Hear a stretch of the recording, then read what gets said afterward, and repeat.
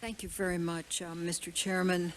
I certainly concur with the remarks that have been made about the excellence of the report.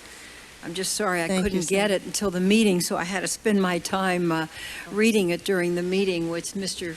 Chairman, I would suggest is not the best way of enabling us to carry out our duties.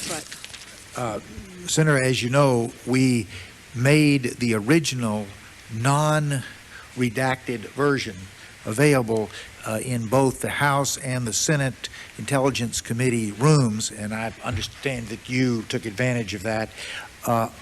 Unfortunately, it was only within the last less than 36 hours that we got back from the declassification agencies the version that we could make public. Right. I hope that in the future we and they will do a better job and a more expeditious job, so that that will give us an opportunity to know what's going to be public with more lead time. I thank you, Mr. Chairman. Ms. Hill, on December the 4th, 1998, the DCI told his deputies in a memo about bin Laden and al-Qaeda that we are at war. I want no resources or people spared in this effort, either inside CIA or the community. Yet in your testimony, you indicate that when it came time to translate that declaration of war into real resources, the government's efforts fell woefully short.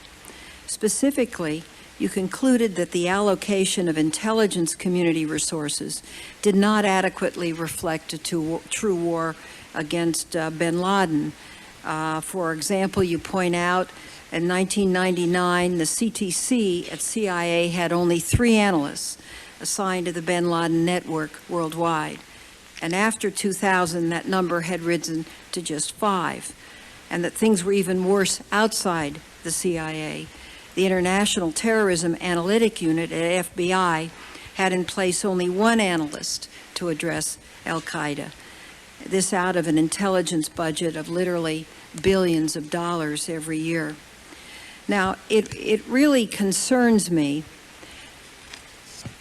because I was one that felt very strongly that the warnings that something was going to happen were there. And certainly by July, I mean, I was, just based on what I heard in this committee, 100% certain that something was going to happen. I even said that on national television, that I thought it was going to happen within the next 3 months. And Hi, John. my question really goes to the fact that whether today even we have enough to do what we need to do. Why do you think so little attention, even after these declarations of we're at war, were really paid to when it came to devoting real resources? And what was taking a higher priority?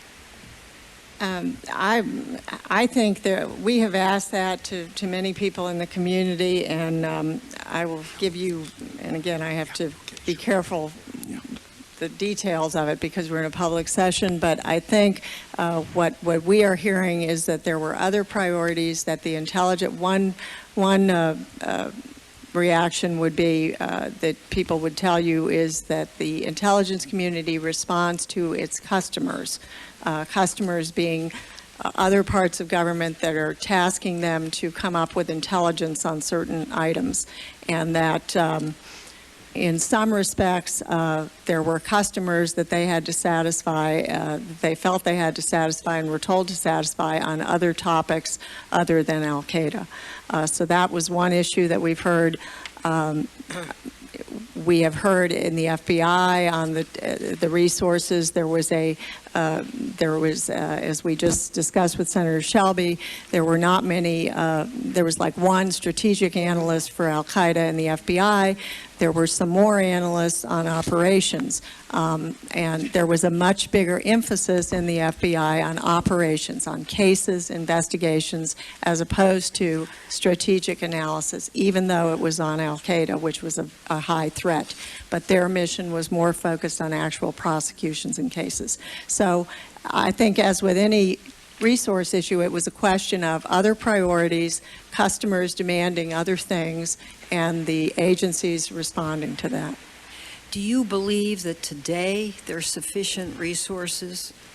We have not, Senator, we know some of the details as to how things have jumped since September 11th in terms of resources, but we have not focused intently on what is going on post-September 11th, because our job has been to try and find out what was happening before September 11th. So I really would not feel, probably qualified to start guessing as to whether it's adequate now.